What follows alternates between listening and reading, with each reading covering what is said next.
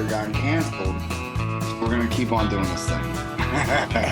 And just for all the YouTube listeners, we are up on all podcasts and platforms now. So if you don't catch it here live on YouTube, or you can't find it in the YouTube feed under the playlist I made, we got it on all podcasts and platforms. So make sure you give us a 5-star review. Give us a fuck to do it live or something. Come up with something funny. Give us a 5-star. So we're up on all podcasts and platforms. I got one thing before we get going. I don't know if we can make this live. We might get trouble, but I got to give our boy Danny Corio dabs, dog. Yo, come on, man. I'm so excited for that, Dude, the Stone Pony, bro. Like, that's a big deal. Yeah, if you ain't from Jersey and you don't know what the Stone Pony is, it is a legendary rock club. The likes of Bon Jovi, Bruce Springsteen have all kind of come through and still play there, from what I understand. But it's the most legendary kind of rock club. I mean, the Ramones played there. Every band that you could think of that has toured and kind of hustled small venues has come through the Stone Pony, and our boy Dan Corio, Middlesex County College's own Dan Corio, is playing the Stone Pony and moving to Nashville. So I'm pretty fired up for him, man. Yeah, dude. And I think it goes to how I met him. He came back to the club and started training for a police athletic league competition. And then, I left the club for a little bit, parted ways, and then I met up at the meanies. I was like, oh, what's up with Danny? They're like, oh, he's like playing guitar now. I'm like, what? And that was, I don't know, 2013, 2014, and now he's playing at the Stone Pony. I think that's a testament to the people that were in our crew, that like when we say we're going to do something, it might take us a minute, but it's going to happen. It doesn't take that friggin' long. The dude's only been playing guitar for like 10 years. He's just crushing it, dude. Yeah. I was speaking weird. More for myself than Danny, by the way, but. Wow. Yeah, I guess. I don't know. Yeah, you're right. It is a testament to the people that we had around us back then. It's strange to me how, I think we brought it up, like Edison, just Middlesex County in that era, just produced some crazy people. And then we had this really interesting mix of humans that went and started hanging out at the club. Let's call it what it is. They were just hanging out. I mean, wrestling was like it was the excuse to tell the wife, right? Yeah, that's exactly right. I mean, you hear like business philosophies, like Starbucks always wanted to be like, they're part of their business. Their theory was they wanted to be the third place that people go, right? Like people go home, they work, they wanted to be that third place. And some people go to the bar, some people go to a coffee shop. One of us goes to a bar, one of us goes to a coffee shop. Guess which is which? But you get the point though, right? But I think Ryan wrestling, that little tin shack became, especially during the summer times, became very much the third place for a lot of degenerates and a lot of misfits and a lot of really, really interesting people. And Danny was for sure is one of them. Like the dude's Batman, as far as I'm concerned. Like, right. The dude jumps out of helicopters. He was knocking down. He pulled Sully's plane out of the Hudson. I mean, like the dude's got stories for days. Like he was part of the scuba SWAT team and he was part of ESU in New York City. That should probably be mentioned. And oh yeah, by the way, guitar virtuoso. Like what? It's so awesome. It's so awesome. We have a really interesting circle of friends, and I'm very grateful for them. And he's coming out here soon too, by the way. Nice. Coming out here. Why? So the last time, and this will be fairly entertaining. The last time I met up with Danny, he came out and visited me in Austin. Yeah, but for whatever reason, I don't know what I had to do. Oh, did he meet up with you in Oklahoma? Well, so he met up with me in Austin, but we drove to Stillwater. Did you see Zach Bryan or something? Because he sent me like a Zach Bryan song, and like you were in Oklahoma at the time. I'm like, they're hanging out. No, it wasn't to see a show. It had something to do with wrestling. I don't remember what it was. I know Eric was there. I don't know, whatever. It's just another weekend in Stillwater as far as I'm concerned. But my son got to live full Danny.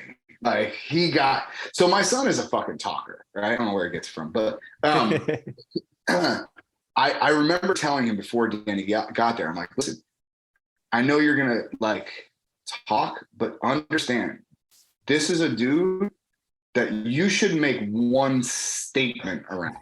I got a story for you about that. I believe you. But like on the podcast. Oh, yeah. All right.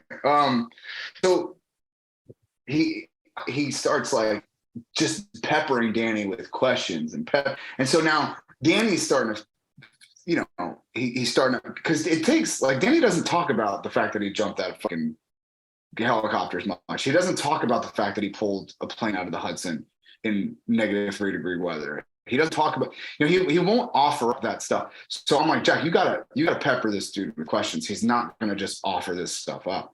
And so he does. And so Danny starts to kind of let him into his psychoses, so to speak. I mean, let's call it what it is, right? Danny's not normal.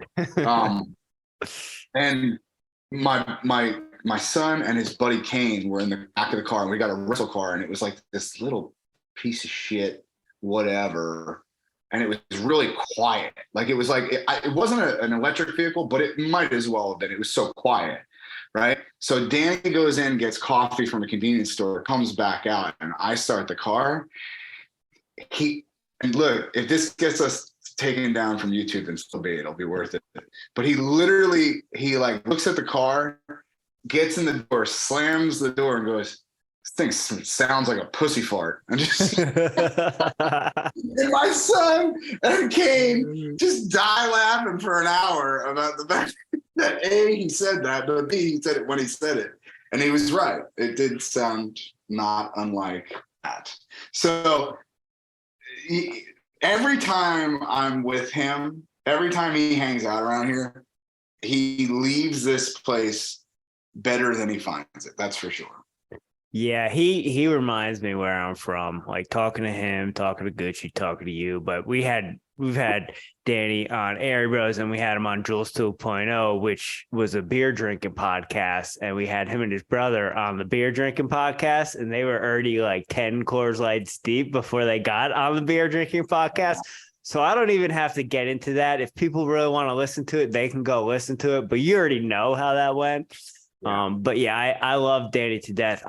Do you have any wrestling stuff you want to get into? Because you brought something up there that I kind of want to talk about.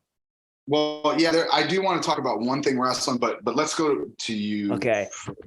So you kind of brought up the dynamics of Rhino, right? And you brought it up as it was a social club, and it was like the third party place for people to go out. But if you really think of the layers of characters of human beings that found sanctuary there, dude, because let's be real, it was a sanctuary for misfits, right? And there were all different kinds, and it goes from the beginning wrestler with 2 left feet. It goes to the kid win in Tulsa, because we had that dynamic there with the little kids, obviously, right?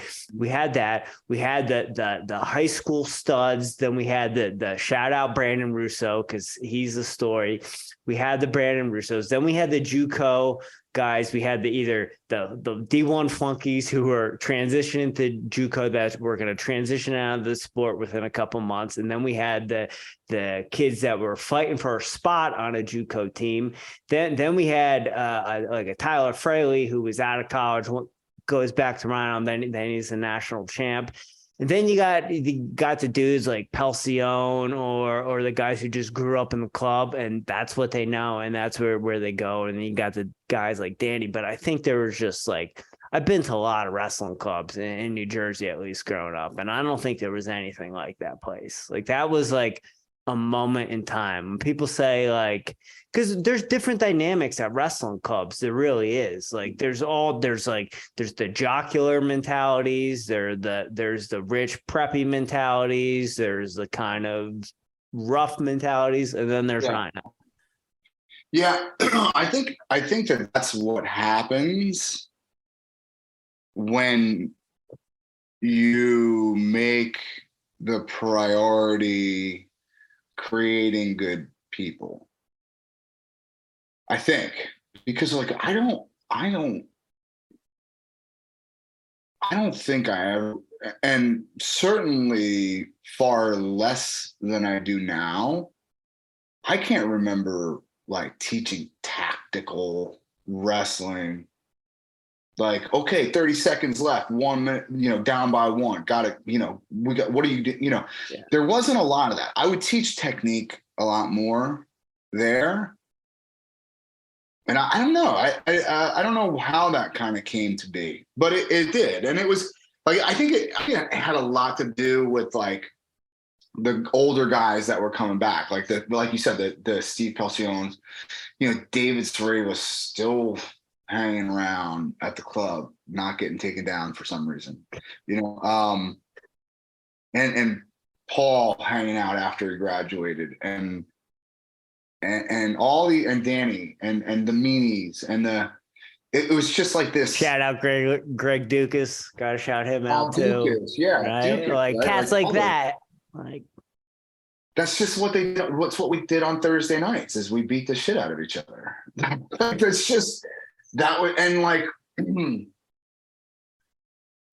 Steve Pelcion had no interest in growing as a wrestler anymore. This was just a thing that he did on Thursday nights. And it was social in that we would just unabashedly make fun of one another. Like we would bring people to tears at points because we were making fun of them so much. I yearn for that at this point. I miss that so much out here. They don't bust balls, dude. No. They don't bust balls. Can't handle. And it's like you need to buck up a little bit. Like I forget what one of the kids on the team is just. I forget what happened, but somebody put their phone attached to the aux cord, and it was like it went off on like a Katy Perry type. You gotta be ready. You gotta be ready. I know. I'm like, I go, did this phone come with your first box of tampons? And he goes, that's not nice. I like Katy Perry. I'm like, well, you're no fun at all. And well, you're just like, you suck. Like, yeah. Are you like trying to make me feel bad for calling you? Screw you. So I don't know. Yeah, we would the worst it's ever been as far as busting balls was there was a text thread with me, David, Paul, and Daniel Sareva. And I don't know how, but he poked the bear one time and I was just in a fucking mood.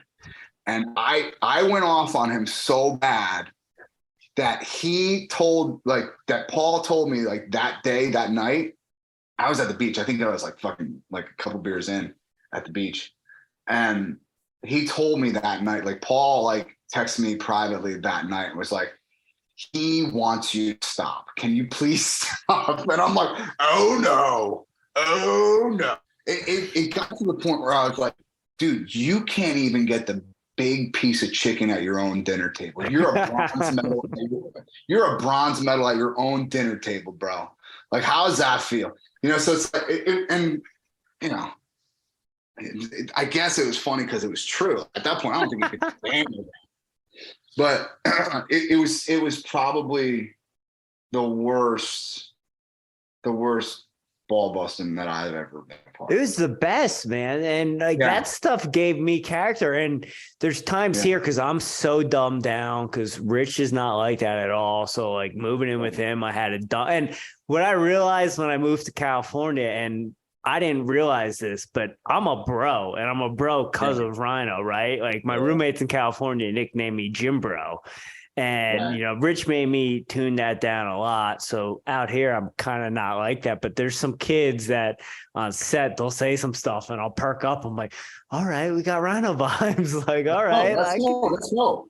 Yeah, it's and it's always gonna like the best part about it is like you don't know when it's your turn in the barrel. Like you could just walk Just in one gotta be day ready, and dude. you just have the wrong. I got a stupid fucking hat on, and that's it. Like that's it. Like it's over. I learned though that if you don't, if you're vicious when someone attacks you, they won't attack you anymore. Cause I'm kind of like, I go right for like, oh, you didn't place in districts this year? All right, like let's go. You know, like I'm that guy, you know, like you're gonna come at me for whatever, and there's a lot you can come at me for. You better be ready to bear your sins. All right, here we go, dude. The entire we got to remember, like I'm still even now I'm still feeling my way through this whole California thing. Yeah. And it's different. People listening might not realize that, but we come from a different place. Oh yeah, no, if we didn't make fun of you, we didn't like you. Yeah, for real. We didn't like you.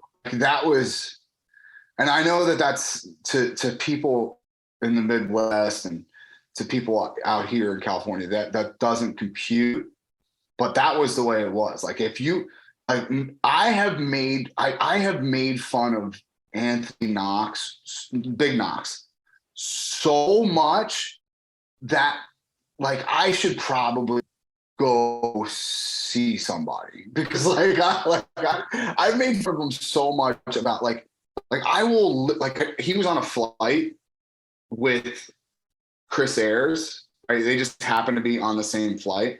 If you don't know who Chris Ayers is the head coach at Princeton University. So you can visualize everything having to do with Princeton University is encapsulated in Chris Ayers and his Lululemon khakis. Okay, so and I love you, Chris. I'm wearing Lululemon khakis Dude. right now, bro. Yeah, you are. You're the worst.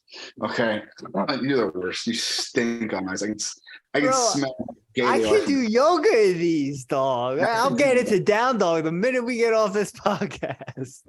You're the worst. Anyway, Knox has not worn sleeves since 1997. And he has the tattoos to go with it. He has tattoos, and he's just meathead, skinny from Staten Island, and like he's just the antithesis of Chris. And so he texts me. Knox goes, "Oh, I'm on a flight with Chris Harris from Princeton." Immediately, I get on the phone with Chris. I'm like, first of all, tell him to take the mesh trucker's hat off because nobody thinks he's tough. Secondly, I would bet a pinky that he doesn't have. I bet a pinky he doesn't have sleeves on his shirt right now, and it's the middle of February. He's like, "How do you know all this?" I'm like, "You just tell him that I said kiss my ass." But it's just like that was. If we didn't like you, we wouldn't make fun of you. Like it was just that's the way it was. I don't know. Well, let's just say there was two kids, and I won't mention names. When I went back, I apologized to them, and I was grateful they still talked to me because, like you said, dude, like you're especially being younger. Yeah. There was a kid this year. And like I said before, I was still feeling my way out here in California, and like there was a kid this year that came to the room. So he went to Super 32, did not have the tournament that he wanted. He comes back in the room and huh? Did he have all the Did you say on here? Did he have all the gear on? No. Okay. But he's like, he comes in and like I bring him into the center to start practice before we even start warming up. He's like still putting his shoes on and like yip yapping with one of his buddies. And I look over at him and like I was at a crossroad right there. I'm like,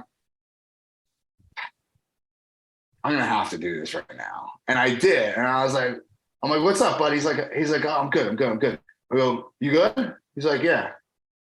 I'm like, you're just dealing with that 1 and 2 glow. You got that 1 and 2 glow about you. He goes, oh. And he just put his head down and started jogging. I'm like, look, man, You can't walk in here like you won the thing and went 1-2, bro. So it's still alive. It's just not as much a pile on as it used to be. Like you would, at that point, as soon as you heard 1-2, you would have smelt blood in the water and just went, you went 1-2 in Super 32? How'd that go? Did you shoot, bro? You didn't, you just gotta leave the guns in the holster? That's cool, I guess. So yeah, but it's less of a pile on now. That's a real thing too. That 0-2, Oh. 1-2. I remember going out to duels, and the Greco team was out there before we got out there, and there was a kid that went like 0-8 in Greco. And you want to talk about someone who looked like they were on suicide watch, and that was just like you wanted to get your first win in so bad because you didn't want to be that kid. Like, oh, that can happen. Like that could really happen. You got to go explain to your parents why they dropped $2,000 and watch you go 0-4. That's it. That's what you want? Oof. Good luck with that.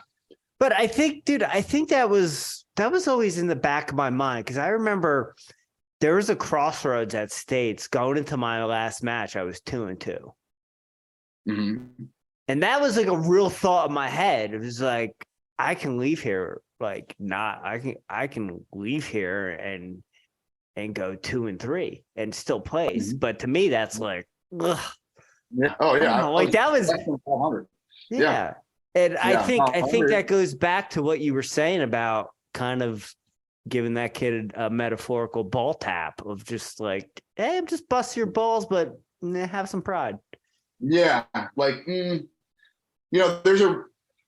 this is something that I think I was going to save for a different topic or podcast, but like Super 32 has like, so it's weird, right? Like I don't remember it being it certainly wasn't as big when you were a kid. It was just starting. It was just starting. When Scotty was there, it was getting there. It was really getting there. Now it's like that's the premier preseason tournament, right? Like if you win that, you're the buzz, right? It's like 3-minute period though, isn't it? Like that to me doesn't. So that to me, it's bullshit. Takes away from, doesn't it? Like that's not wrestling, right? No. And like I know you probably had a point with this topic, but that kind of gets me into like the Eddie Bravo side of things. Like, what if you did like a 10-minute match, and if there wasn't a pin, they're both out of the tournament? So all right. So here's the thing about it, right? When I was working at Flow, when the Pandy Wandy hit, we were scrambling to figure out like what are we gonna do? And so like the first card that we put together, I was pretty involved with. I was pretty involved with the Dake Chimizo card. And that one, it was supposed to be before he canceled himself. It was supposed to be David Taylor versus Pat Downey. David got to me and was like, let's turn the tech off. He's like, I want to punish him. He's like, I want to punish him. Because Pat Downey was talking shit and like doing it well. Yeah. Like really, like when he gets going, like he's not. You don't want to be on the other side of that. Right. Like and everyone was like, ooh, that's gonna, and so like whether he had a shot or not didn't really matter. Like, so David wanted to turn the tech off. Like, and my initial reaction was like, oh, he's gonna put him into a table. Yeah. Then I was like, oh wait, is that a step towards like a negative step towards gimmicks? And I thought about it for a while, and I was like, I think for like that is like 1 or 2 steps removed from ladder matches, right? Like, no, it's not. It's not, dude. And you need a ladder match because you need the draw, dude. Come on, man. Razor Ramon, HBK, WrestleMania 10. Stop it. Stop. The Hardys, the Dudleys, Edge and Christian, ladder match, WrestleMania 17. Get out of town, Charlie Brown. You're such a dork. You can rattle off the top 5 is amazing to me. I just felt gimmicky, and I don't know, any deviation from world competition to me just feels kind of icky and weird. How do you evolve then, though? Well, that's the whole thing. I think we need to kind of hone in on the freestyle rules and make them so user or fan experience friendly that I can explain it in 30 seconds to anyone. That's why I really think that eventually beach wrestling is going to take over for Greco. I really do believe that. Like I'd be very surprised if it doesn't. I'd be very surprised. It's simple. The rules are simple. 1 point for a step out. 1 point, I think it's like 1 point for a takedown, and the first person, and feet to back is 3. Okay. First person to 3 points wins. Match is over within 2 minutes almost every time. Okay. I think they have, I think I saw 2 second periods. They do like a 2 and a 2. I think it's like, cadet periods, but I can explain that to somebody in 45 seconds. Try explaining the rules to Greco-Roman wrestling to anyone that's never seen it before, and you need a quantum physics degree. Like you need a 4-year degree from MIT. Bro, you do. Explain why the guy just got put down. Passivity. Okay, cool. What did he do? Nothing? Because the other guy didn't do anything either. Yeah, I think though the amplitude factor in Greco, if we get rid of it, we need to find a way to transfer that into freestyle somehow. Because I think that's a big deal, right? Like Gucci put in the comments, like you need a crash and burn, like you need power bombs, right? Like you need people getting F5. Also, I love that, and we can kind of talk about that too, though, because like, how do you incentivize? Because they tried, right? Because they tried for a minute. Like, don't forget, like this is the iteration of the rules that we have right now in freestyle wrestling. They've been through the ringer. Oh boy, have they! Oh boy, oh boy, oh boy! It's the dark ages of freestyle was like 2007 to 2006 to 2013, right? 2000, that was bad. That was really, really bad. Like the ball draw and that kind of stuff was terrible. But even the iteration that we have now has gone through some shit, right? So it's like, don't forget, there was an almost takedown for a minute. For a minute in 2013, if you got a leg up and you didn't score a takedown, they would give you 1 just for the effort, right? That lasted about 6 or 7 months or something like that. But it was a thing. And then they went to 2 threes as a tech, right? So they didn't have 4 pointers. It was 2 feet to back. 2 feet to backs as a tech. I don't know. That seemed to be an incentive, but it didn't stick around long enough for people to see. What's interesting to me is like, I love when you see people starting to game those rules. Like, they'll go hard on slips. We didn't get to see any of that. So it's like, I don't know. I think there's a way to incentivize power bombs. There's a way to incentivize, that kind of stuff. Maybe, I don't know. And I'm just spitballing. I'm just thinking like right off the dome right now, but maybe it's freestyle. And then as soon as you hit the mat and parterre, it's Greco. You can't touch the legs. Right. That would give me a lift factor. I don't know. I'm just making shit up, but I think that goes to your point though, with the need to be able to explain something in 45 seconds. The mat wrestling and international wrestling isn't explainable in 45 seconds. And I think it's one of those things where there needs to be an incentive for freestylers. Like it's pretty simple. Yeah, man, I'm just like I'm such a rider, dude. So it's hard for me. Like I love legs and stuff. But it's really, really but it is still simple in freestyle. There should be a 1 point for escape on the dude on bottom. Like, I think that would incentivize dudes getting tossed because dudes would be trying to get out and then you're getting launched, right? Like, I think that could be a good, like, hey, you shouldn't want to hang out down there. You should want to get the hell out of there. Maybe, yeah, you're gonna have to incentivize it more. Maybe it's 2 points for an escape or 3 points for an escape or something like that to make it worth their while. But yeah, I don't know.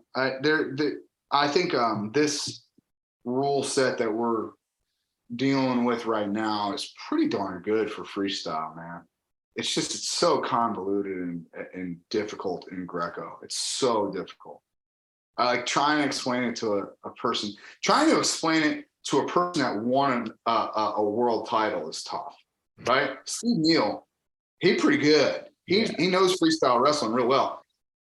When I have to explain to him that wasn't a leg foul because the foot was technically grounded and the guy fell over it or something like that, like the nuance of it, yeah, we're losing everybody. Like we're losing everybody. If Steve Neal, who won a world title, won't follow it, doesn't want to take the time to, what are we doing?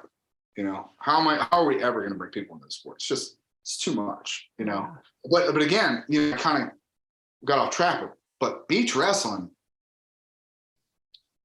there was a minute there where like they put me on a beach wrestling tour, like, and it was fun, man. It's a party, dude. There's just like house music going on, like Eurotrash house music. They got beers flowing. Like, it's a good time, dude. You know, it wasn't bad. It was kind of cool. They should have it at the actual beach more often. Right? They try to skimp on venues and they just put it in like a volleyball, you know, sand volleyball court, which is like fine, but no, I get it. It defeats the whole part. Like, dude, ambiance and atmosphere is everything. If you're gonna call it beach wrestling, don't take me to a lake. Okay, yeah. Don't take me to the Forked River Lake. Okay, like I want to go to the beach. Let's go to Jenks. Let's go to Seaside. Let's go to Pier Village. Come on. And that type of place, and we've seen it, right? Like Danny Mullins run Jenks. He's run beach tournaments like right outside Jenks, and they draw a crowd. If nothing else, we will draw a crowd. And it'll pop. It'll be fun. Yeah. So I think it can really catch on. I mean, you know, if the cool part to me would be putting it on at a place like Jenks, and then having a house announcer explain the rules every 10 minutes to people walking by. Takedowns are 1, step downs are 1, first person 3 wins. You go. You know, so it's. I don't know. I don't know if they do it at the NCAAs because I've never been, but you just brought up a very good point. I think if you have a house announcer, almost like a comedy show has a host the event, like basketball shows do it, like have someone hosting. I think that's another thing that can bring atmosphere. But we're getting all over the place here. No, they do have that at NCAAs. They have it at the World Championship. Brian Hazard and Jason Bryant do it. All right. And they do a phenomenal job. It's funny. They asked me to do it here at Poway, and I'm like, no. They're like, but you do the. I'm like, that's a different skill set, bud. It's a very different skill set. I don't have that strip club DJ voice. Right? You gotta be a people person too. Like, you gotta be. Yeah, I don't really like that either. Yeah, I don't like talking to people. You and me both, brother. So, what you got for me this week? All right. Did you watch Penn State, Iowa at all? Yeah. Bro, you didn't send me any homework. If you don't send me homework, bro, I got some stuff. I'm a bad wrestling fan. All right. Carter Starachi, if he wins 5 national titles because of the COVID year, does he go down as the greatest of all time? No. Greatest college wrestler. He's lost? He has 2 losses. We've already had this conversation. We haven't had this conversation about Sriracha. No, but we've had about Kale, and I think that's the bar. And yeah, you got 5 years. Kale to get 5 years. Kale'd still be winning. Like, let's be real. Come on, he'd still be I don't know winning. that. I don't know that. I don't know that. It's strange to me. We put so much emphasis on the national title. To get it done 5 times, dude, that tournament is such a meat grinder. And it's, by the way, it's better now than it was in 2001.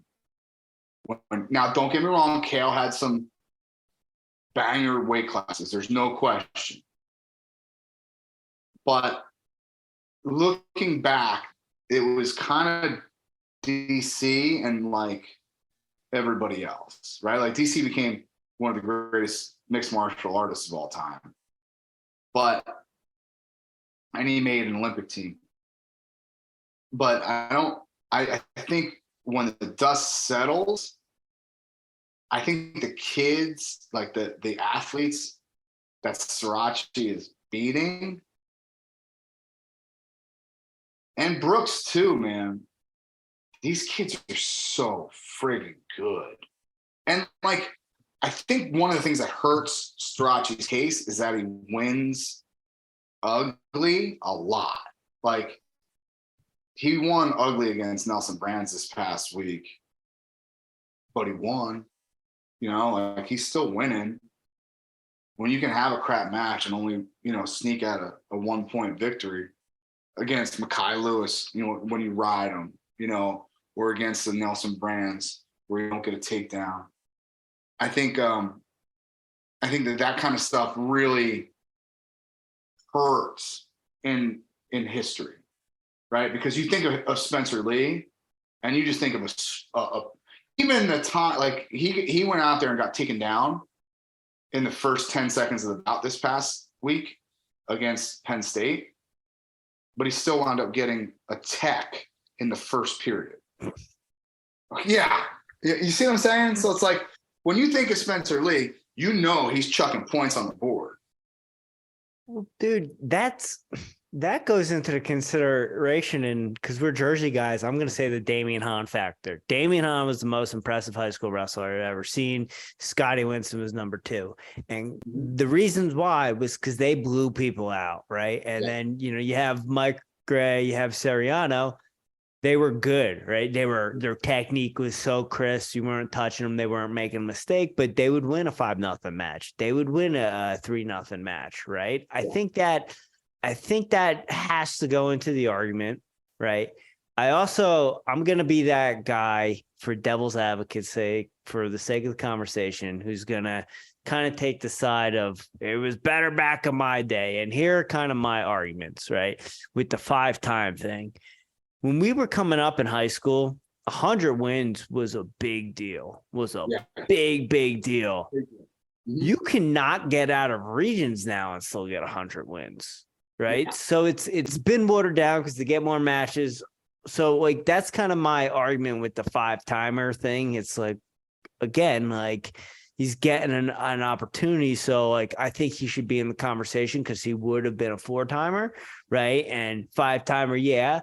But we really can't hold you at a higher level than these other 4-timers, because these other 4-timers didn't have that chance. So, like, yes, let's give you dabs if you win 5. Wow, that's epic. And I also think we say that the caliber of wrestlers are better today, and I agree with you there. But is there something to be said with? Oh, let me see if I get this right. With doing more with less, meaning when Kale was coming up, it was harder to be a Kale Sanderson because there was less information out there. It wasn't readily available. The clubs, the access to tournaments, there's more tournaments, all that. So, yes, the kids are better, but would they be better without that generation before them that like came up? And I want to cap this off as I think everything is relative. I don't think either or is better. That's actually a really interesting take on it.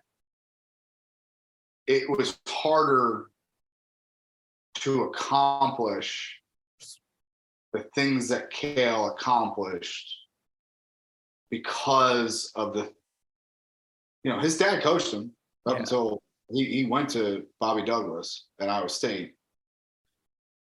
Wow, that's interesting. Now his dad just happens to be a great coach. Yeah, really good coach because his brothers were pretty good too. Yeah. I'm not like all like 3 All-Americans. Yeah, not that. That is a good point. Is there something to be said for waiting? And maybe Kale's a bad example because his dad was a really good coach, but I bet you there was like, oh, DC is a great example. You grew up in Louisiana. Yeah. Right? Like, is it more impressive to be Daniel Cormier in the time that he became Daniel Cormier, going to junior college, transferring to Oklahoma State, All-American twice, makes a few world teams, one Olympic team? Is it more impressive to have done it in a time where there was next to no wrestling in Louisiana? Certainly not to the degree that there is now. I think he's from Lafayette too. Which him and Poirier. Oh, really? Yeah. I didn't know that. Yeah. Dustin Poirier's from Lafayette. Same town, yeah.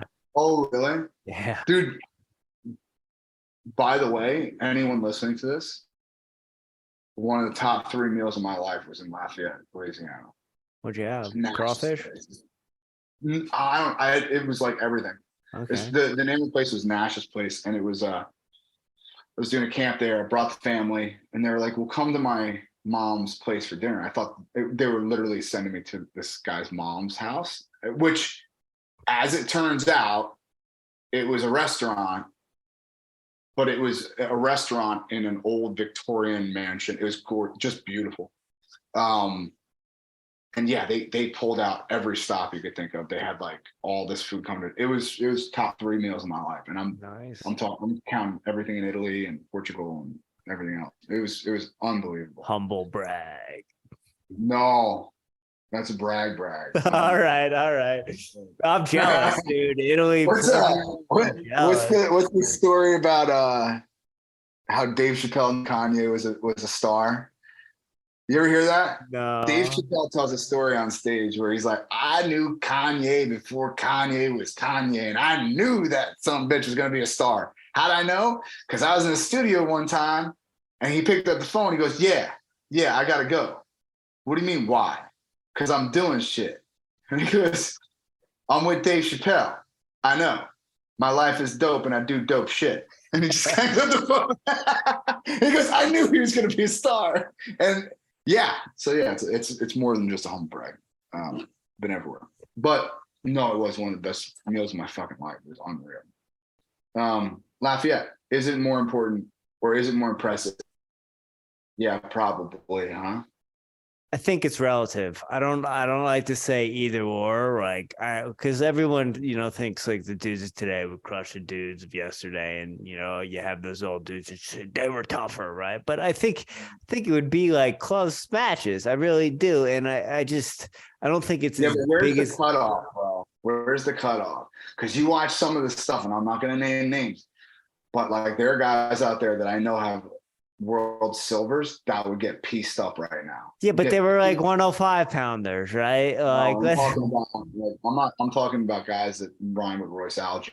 Like you put Royce against Jaden right now. Yeah, but like, is there something to be said about like the mush you in the face factor that he's bringing to the table? Because like, I think there's a feel, right? We know that as wrestlers, right? Like, yeah. Well, I'll use myself as a great example. You would always want me to drill or see someone I was going to compete with to watch me drill, right? You would always want to see that because they'd be like, oh, I'm going to crush this kid, right? But then it's like the whistle blows and then there's that feel. And I think there's something to be said about that. And like, yes, I think the videotape doesn't lie, but I definitely think there's something to be said about Royce Alger just pushing you into a table. No question. I agree with you. But logistically, I just think a guy like Jaden would be such a nightmare for him. Now, we are also not taking into account, like we're plucking. Yeah, we're not having him come up. Right. He can't come out, in rural Iowa now, because now he's going to go to, big game wrestling club or whatever. What's his name?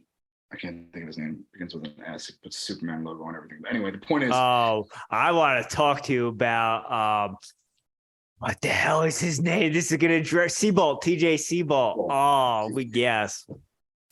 I think I like TJ a lot. Okay, we'll end it there. I think he's always been good to me, and I do want my kids to come up there and train with him every once in a while. All right. I want them to come home quickly. How about that? No, but I mean, like, so we're not taking into consideration that a guy like Royce Alger grew up.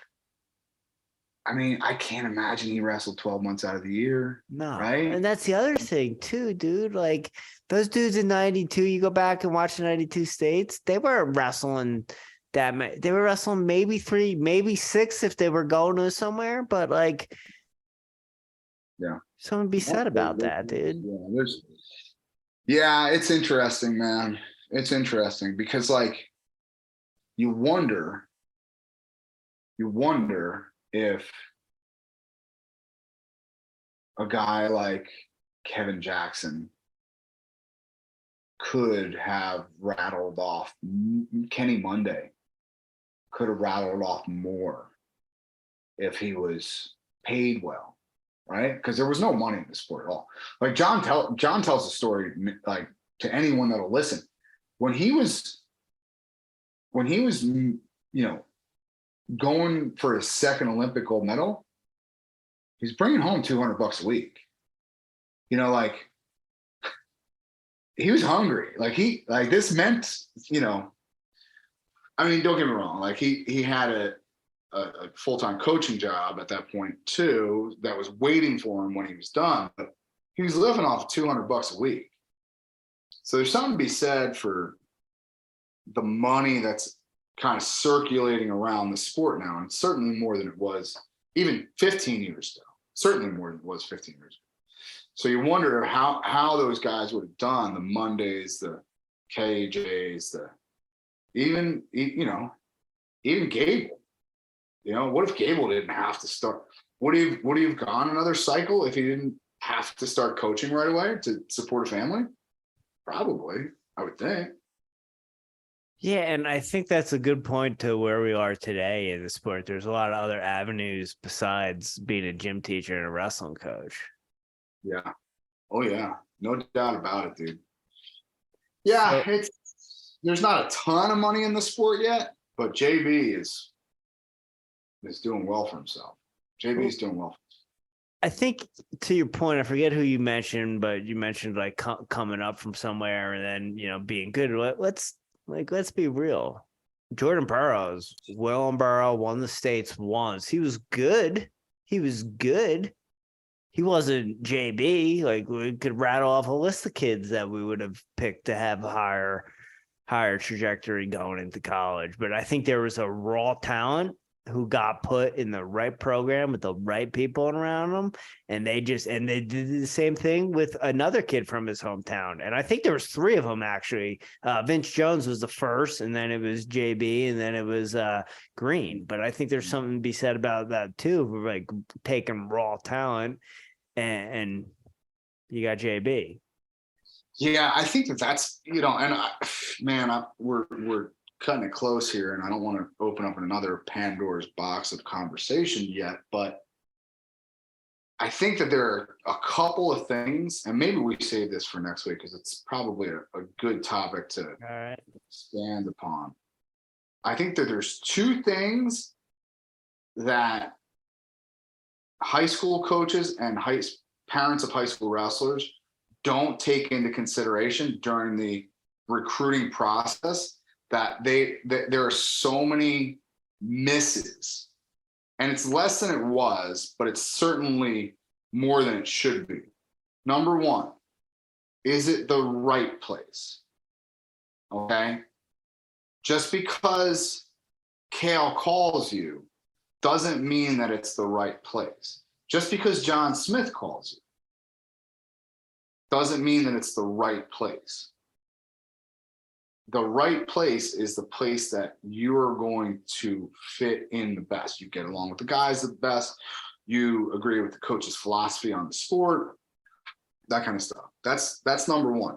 The second biggest, and I think this is the easiest miss that almost all high school kids and their parents miss on: history at the weight class. How does the school that you're going to perform historically at the weight class that you're projected to be? Because guess what? If I'm a 25, I'm either going Iowa or I'm going to Cornell. If I'm a 41, 49, I'm going here. If I'm a 74, 84, 90, I'm going Penn State. You can't stop me. You know, so it's like you have to kind of look at trajectory of the weight and why they're so good there, right? Dan Dennis, Terry Brands are lightweight coaches. Okay? There you go. You know, Mike Gray was a lightweight coach. Now he has to be a head coach, so it's a little bit of a different animal. So we'll see how that shakes out. But you get what I'm saying. Kale has Casey, Varner, himself, and David Taylor all in the room, making Srirachi, Max Dean, and AB all better every single day. Cody's So in it's there like- too, right? Huh? Cody's in there too, right? Cody, yeah, but he was a smaller All guy. right. Well, he was 41, 49, something like that. Maybe even 57. But like, if you want to talk about upper middleweights, Penn State's lights out. Lights out. So I don't know, man. I think those are the two biggest misses that our sport doesn't even consider. You know what I think the biggest miss is, and Yeah. I think we can get into this next week. I don't think enough people ask themselves, one, am I a college wrestler? Not am I a good wrestler and can I win matches on a college mat, but am I a college wrestler? Meaning, can I go to school and wrestle? Go to school is the emphasis on there. And the other point is I don't think enough people are honest with themselves about the fact that they're not Division I wrestlers. And it's not the fact that they can't hang on a Division I mat. It goes back to the Division I academic workload. And I'm just dealing with where we came from at Middlesex and the type of athlete we dealt with there, and me coming up and not being honest with myself, always like being bullheaded. I don't think coaches or parents are comfortable enough having that conversation with athletes. Well, I can tell you that conversation will be had in my house, because if an NAIA school offers you a full boat, you're going. You're going. What up, life? Yeah. Go to Life. Go to whatever. Give it a name, right? But if an NAIA school, Grandview's the other. Grandview, Yeah. dude, they're giving you the boat, you're going. I don't care how much you want to go to Purdue. Okay. Like, I don't care. Like, you're not footing the bill, then, or if you are, then do it. But yeah, I don't know, man. Yeah, you're right. It's I think I think that the time has come in 2023 to start addressing college decisions like they're a business decision, not like they are an emotional whatever decision. Because you know, it's a lot of money, dude. that, and I think just as a sport in general, we have put way too much emphasis on Division I, way too much, and have given it way too much. And I'm not saying that those guys don't, but there's 4 other divisions, maybe 5, that don't get any attention. And there's stories and there's dudes that have talent. And those are opportunities. And those kids are learning the same lessons as the kids there. Maybe more, right? Because they're doing it without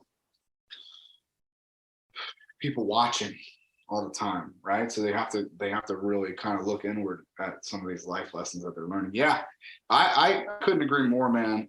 I think that's probably a good place for us to end up right now. I think we should save a lot of this for next week. Let's talk about the recruiting process as much as we can for next week, because I think that there's a lot of coaches out there, but I think there's a lot of dads out there that are pretty misinformed. Misinformed.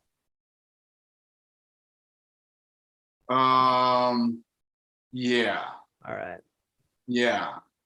Even here, man, like we got kids going to Big Ten schools, and I'm like, how much are they offering you, bud? He's like, oh, you don't get there. I'm like, why'd you commit then? Why did you post on Instagram that you're going there? Like, so we these are things that like are like, so here's the thing, and we'll leave it at this. The head coach and the institution that you're going to are treating you like it's a business decision. So if you think that Coach A likes you, you might be right. But at the end of the day, they have a budget. They have 9.9 scholarships, and they can finagle something here, but understand that all those factors add to an equation that is a business decision. And if they don't have to give you money, if they don't think that they have to give you money, they're not going to give you money, whether they like you or don't. And that's exactly what one of our athletes found, is that 4 weeks ago, he takes a loss to a kid, and then they offered that kid money. And then 2 weeks later, kid from Poway beats him again. And now all of a sudden, he gets offered the money. Welcome to college wrestling. Huh? Yeah, that's college wrestling. That's Big Ten wrestling, bud. They're going to go with the better wrestler every time. Because at the end of the day, if, gone are the days of Gary Taylor at Ryder in perpetuity. Like, he probably could have had that job till he killed over, I would think. But you can't do that anymore. Like, you got to win. You got to win now, right? So Chris Bono, if you don't win at Wisconsin, you're gone. That's simple. Like, these guys are getting paid too much money now. Are they not feeling good this year? No, they're fine. They're not. I'm just using him as an example. All right. I was like, oh man, I like Coach Bono. No, Bono's great. Like, don't get me wrong. Like, I'm just using like Kale. Right. No, terrible example. He always wins. I know what you mean though. Whatever. Doesn't matter. Whoever. Like Tom Brands. I know your name's on the wall. But what have you done for me lately? Okay, well, you won a national title 2 years ago. Even though Penn State balked, right? They sat a good chunk. He's got the win though. He's got that win. So yeah, we should probably come up. Maybe we should ask the crowd a little bit too on Instagram. Like, what recruiting questions do you have that no one, or how about this? Maybe dads that have been through it chime in and go, look, nobody prepared me for this. Because there's a bunch of those. Like, oh man, no one prepared me for the fact that I'm going to say yes to this deal, but it might not start the year after I wrestle in high school. I might have to gray shirt and find a way to move out to, wherever and just work construction for a year and wrestle in the club. Like, that's a thing, Or how about, and I know we're going to cut it off, but how about like being ready for a coach to treat you like a chick he's trying to bang, right? Like, cause there's a lot of that. And like, I didn't have Division I coaches coming at me, but I like experienced it on the lower levels of things. And like, you're not used to that as a kid. You're not used to like all this attention. And then you're like watching other kids at the same weight class get recruited. And you're like, wait, there's like 10, 25 pounders. Yeah, no doubt about it. Yeah, it's an interesting dynamic. All right, let's get out of here. Awesome, brother. Thank you so much.